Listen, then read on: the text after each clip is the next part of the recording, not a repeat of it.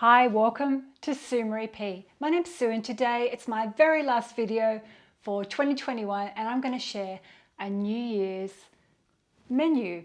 Italian menu, 3 dishes. I'm going to do an olive bread with a little bit of roast tomato and mozzarella and lentils and sausages because Italians always make those because they make them for good fortune, and Torta Caprese, which is the delicious flourless chocolate cake. So if you'd like to see my Italian-inspired New Year's menu, come with me and let's see. So the first thing we need to do, we'll do the recipe that takes the longest. So we do the spelt bread. So it's a spelt olive and rosemary bread. So I'm going to do it in my stand mixer, but you can just do it in a bowl with your hand if that's all you have. So I'm going to use whole grain spelt flour. And then the one I use here in England is a Mirage's light whole grain spelt flour, which is fantastic. I love it for bread making. So I'm going to put 500 grams in there.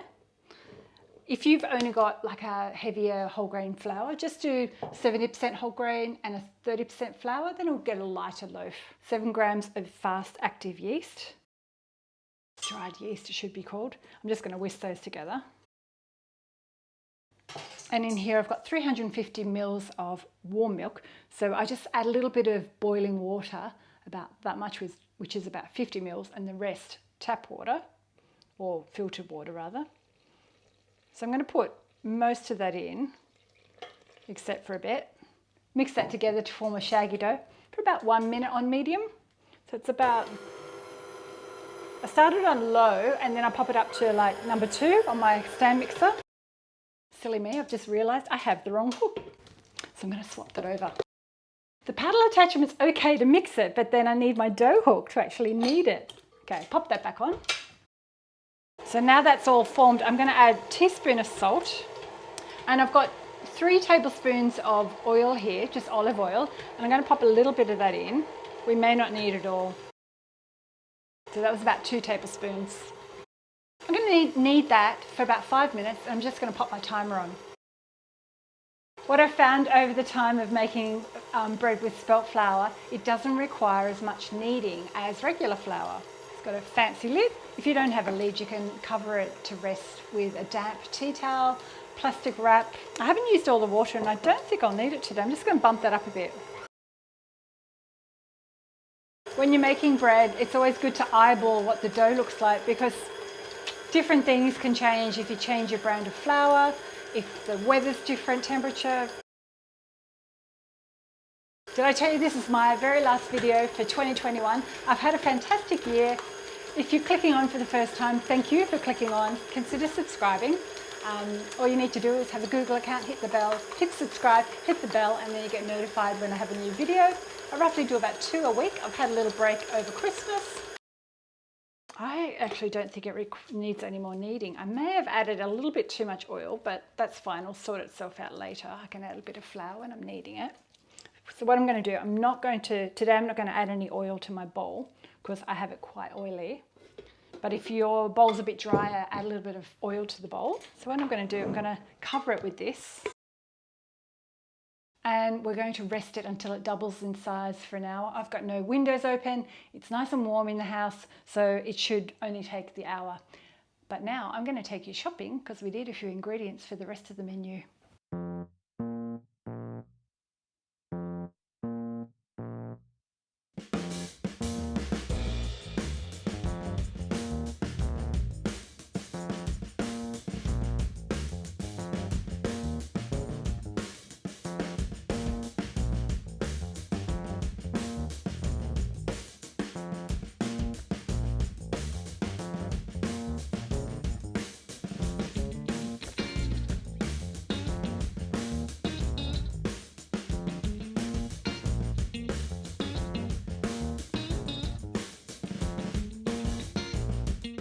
So our dough's almost ready. It's almost doubled in size. I'm just going to prepare my small loaf tin, and I've got some olive oil in the base. But what I also like to do, just to be extra sure that my bread will come out, I pop some baking paper into the base and leave it long on the sides just so I can lift it out, and then it just makes it easier. And to fold into our bread, I've got some olives and they're pitted and I've just chopped them in half. I've got a mixture of green and brown or black olives. I use anything from half a cup to 1 cup depending on what I have. I've got these that were left over and it's about 80 grams, which is half a cup. So I'm just using those instead of buying any more. And I've got a little bit of fresh rosemary to pop on top. And then I like to top it with some sesame seeds and parmesan, but that's optional. So grab your dough scraper. I'm just going to add a little bit of flour to the top.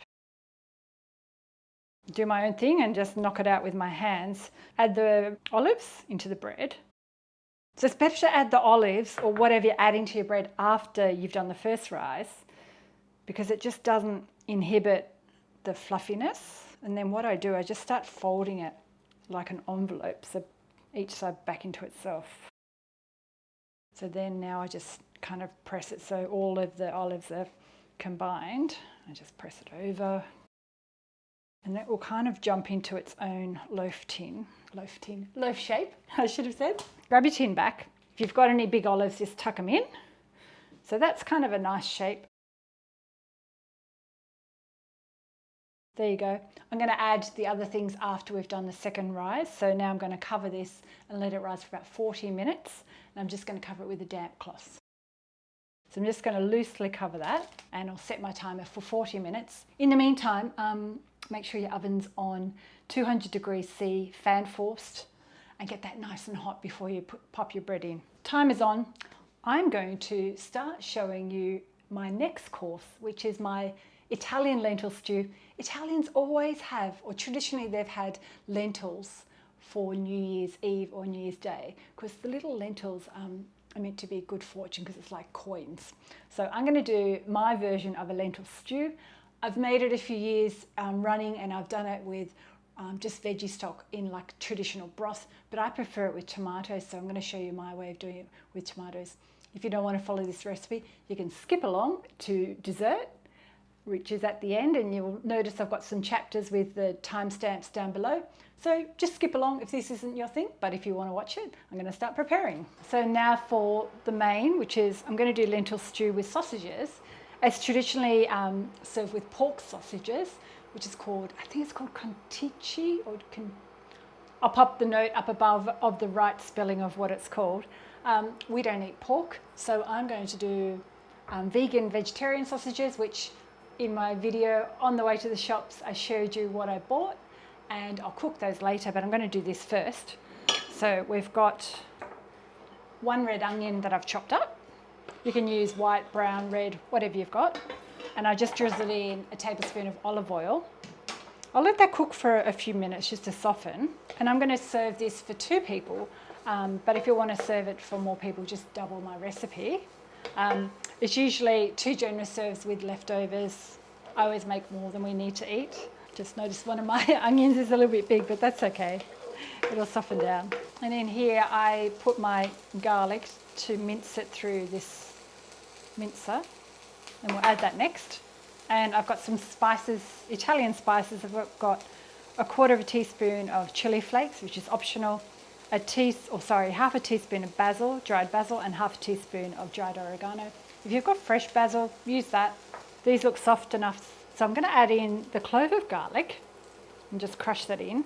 You can chop it if you didn't have a garlic crusher. I just find this is really handy to have.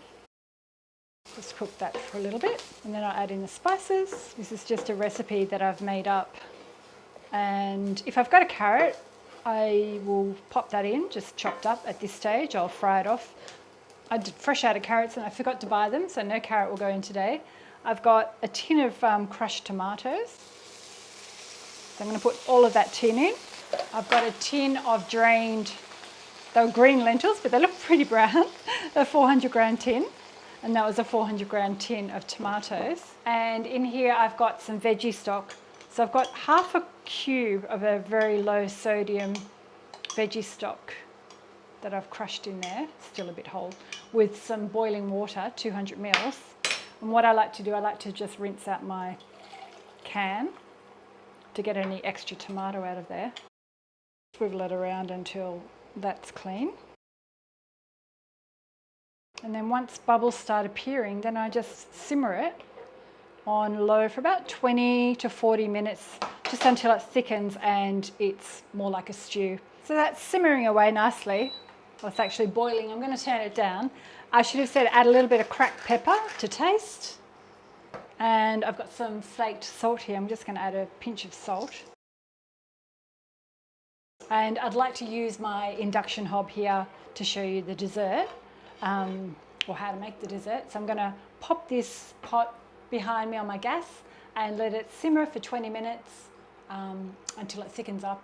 And then if you make it, you can make it ahead of time, so you can make it the day before, even 2 days before, and just reheat it to serve. So I'm going to turn this one off and pop it behind me.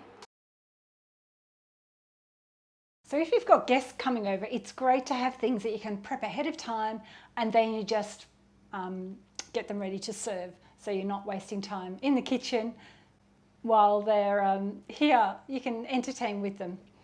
And the cake is an example of that. It's one you can make 3 to 4 days ahead of time. So I believe it's time to bake the bread. Look at that. So now I'm going to just add a little bit of sesame seeds. I've got white sesame seeds. I just love putting these on because they look so fun when it bakes. I've got some Parmesan cheese I'm going to grate on top. As I said before, this is optional. I just love the extra flavour. And I've got some fresh rosemary. I'm just going to put it on. It mainly is for decoration, not really for flavour. It adds a little bit of flavour. And now I bake it for about 40 to 45 minutes. What I like to do is put a little ramekin of water just at the bottom of my oven.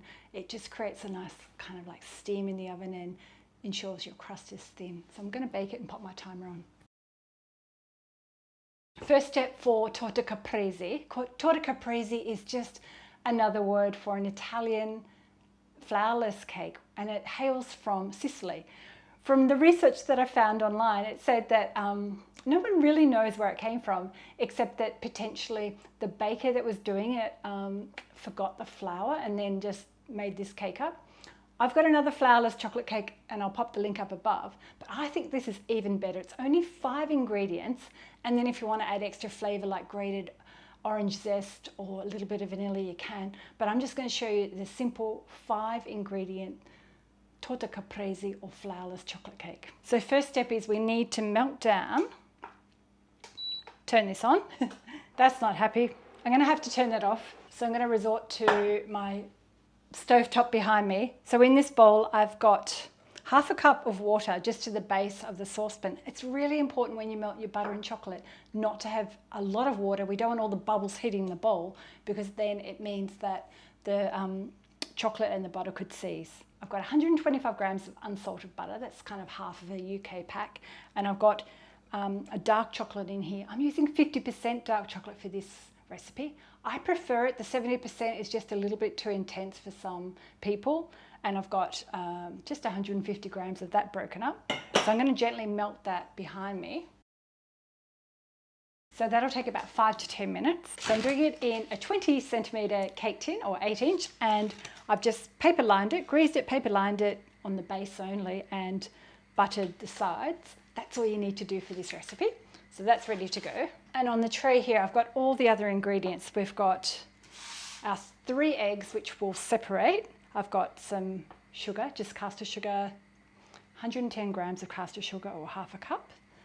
And I've got 125 grams of ground almonds, or almond flour, as some people may call it. And that's all ready to go. I'll pop some other converted measurements up above. So I'm going to put the egg whites in this KitchenAid bowl so I can whip them up.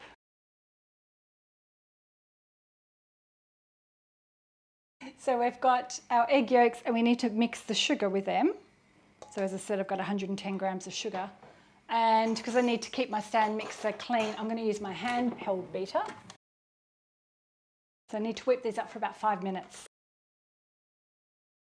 It's not quite 5 minutes, but I'm going to scrape my bowl just to make sure that all that sugar's dissolved. So that's all nice and creamy. I'm just going to have a look at my chocolate behind me. See what it's doing over here. So I'm just mixing around the butter and the chocolate to help dissolve it. That's almost fully melted. I've turned the heat off because there's enough heat in the pot to steam the rest of that. There's about 2 minutes left on the clock. Now I'm going to whip my egg whites. Ah, there it goes. I whip those until they're light and fluffy and they start forming peaks. Start it on low and then bump it up. The chocolate's done. I'm just going to remove that from the heat. Just be careful because you've got steam, and I need to let that cool for about 5 minutes. Make this go faster. Egg whites are whipped and they're lovely and fluffy, so they go in last. The next step is we've cooled the chocolate slightly for about 5 minutes. So I'm going to pour that into my eggs, because if you pour it in too early, you end up with scrambled eggs, and we don't want that in our chocolate cake. And then we fold in the ground almonds or almond flour. Actually, I'm going to go back on my word and just whiz it for about a minute. Just making sure all that egg is removed from the bottom. And I think it's good to start folding in the egg whites. So I'm going to do half at a time. Whoops. Try and do half. They all slid out. So you just want to be super gentle and just fold. So fold means lifting up the batter and just folding the egg whites in, because we don't want to disturb all of that beautiful fluffiness that we created.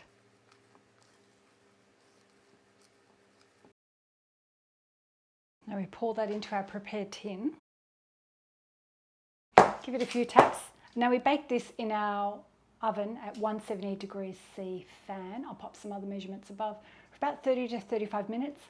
My oven's still busy with the bread, so once that comes out, I'll bake this and then we'll do the big reveal of all the other... Oh, I've still got a few more processes to show you, but the cake's already made, so that's good to go in the oven. So my cake's out of the oven. It cracked a little bit on the top, but I can hide that with icing sugar when we serve it. I think my oven was too hot from the bread. I'm going to pop that to one side. The bread is cooked, and mine only took 30 minutes today. My oven does run a little bit hot, so I'm just going to crack that open to show you. Crack it, cut it. I'm so Australian sometimes. Not too many olives today, but look at that. Look how light and fluffy and spongy it is. So that'll be great for our starter. I'm just going to slide that out of the way. For our starter, I'm going to add roasted tomatoes. So I've got the Vine little cherry tomatoes that I bought. So the oven's on 180 now. And what I'll do is, so drizzle olive oil, a splash of balsamic. I've got a spray bottle here. This is optional. I've got a clove of garlic that I've peeled, and I'm just going to pop it in here and crush it on top. If you're enjoying this different style of video, a bit of a menu idea, let me know in the comments below. Or let me know what you're having for New Year's Eve. And in here I've got 1/4 teaspoon of dried basil and 1/4 teaspoon of thyme. Now I'm going to roast these for 10 minutes in my 180 degrees oven. So I need to cook the sausages, and I'm going to get them out of the freezer. So I've never had these gluten-free soy-based sausages before, so I'm going to give them a try. My induction hob broke, so I'm going to pop them on a hot pan with a little bit of oil behind me. And it took me forever to find the instructions. It says, cooking instructions, cook from frozen 12 minutes on a medium heat. Pan's been on for about 5. I'll cook these behind. So let's get some plates out to start plating up for the starter. I'm going to lightly toast my bread. I'm going to plate up with a little bit of baby spinach. Adding green to your plate always makes everything look better. And then just because I've got it in the fridge, I did some caramelised onions the other day. And if you want the recipe or you want to see a video on how I do that, pop a comment below and let me know. But I'm just going to add a little bit of that onto the base, just because I've got it and I thought it would be really yummy. And one little trick I forgot to do, I forgot to poke the tomatoes. Apparently if you pierce them with a fork, they don't explode. The other thing you could do, you can make the tomatoes or roast the tomatoes ahead of time, so then they're just ready to go. I'm going to grab all this, some of the delicious roasted garlic, and pop it on top. And then you can serve it with what's called burrata cheese, which is a really creamy cheese, like a big mozzarella. I had mozzarella in the fridge that I needed to use up, so I'm just going to pop that on top. I'm just going to rip it and put chunks, so I'm going to be quite generous, but you could probably share one ball between 4, but I'm going to do one ball between 2 because it needs to go today. So that's my roasted tomato mozzarella starter, all done, ready to eat. The sausage is almost done. So the main I'm going to serve up is the lentils and sausages. And just because I've got them here, I'm going to pop some spinach. You could also chop up some kale and add it to your lentils. So let's just pop a bit of that underneath, just for an extra little bit of iron and veggies. So I've got my pot of lentil stew that I've had cooking away. Then we have our pretend sausages, but feel free to use regular sausages. So that's the sausages and lentils. And last but not least, our flourless chocolate cake. Now it's still a little bit warm, but for the video I'm going to show you what we need to do. So you just need to grab some icing sugar and dust the top. And what I love about the icing sugar, it hides any little cracks that you might have. And I'll serve this with vanilla ice cream. I also like serving it with like berries, like fresh raspberries or strawberries, but they're not in season at the moment, so I didn't buy them. Check that out. So that's my New Year's Eve Italian-inspired menu. If you've liked my video today, let me know in the comments below. And if you give any of these a go, let me know which one is your favourite. I'll pop links down below for all the recipes. Hit the thumbs up if you've liked it. Don't forget, consider subscribing if you're new here today. Once again, thanks for watching. I'll see you next time. Bye.